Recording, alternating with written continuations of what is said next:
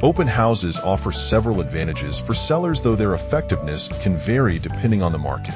Here's why they can be useful. Increased exposure. An open house broadens the net for potential buyers. Open houses can attract those who haven't actively started searching online or haven't found the perfect listing yet. This can be especially helpful for unique properties or those in desirable neighborhoods. Feedback and negotiation power. Open houses allow sellers to gather feedback from visitors about the property. This can reveal aspects that resonate with buyers or areas for improvement that might not have been foreseen.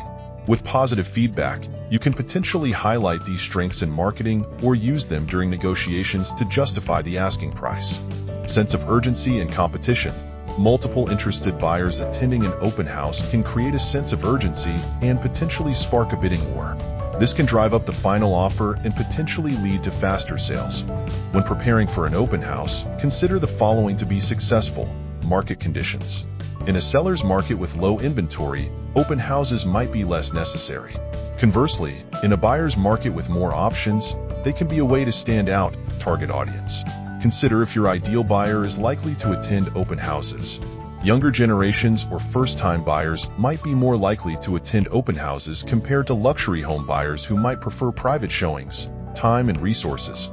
Open houses take time and effort to prepare and host.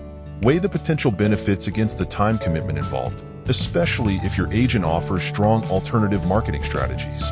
It's best to discuss these factors with your real estate agent to determine if an open house is the right fit for your specific situation.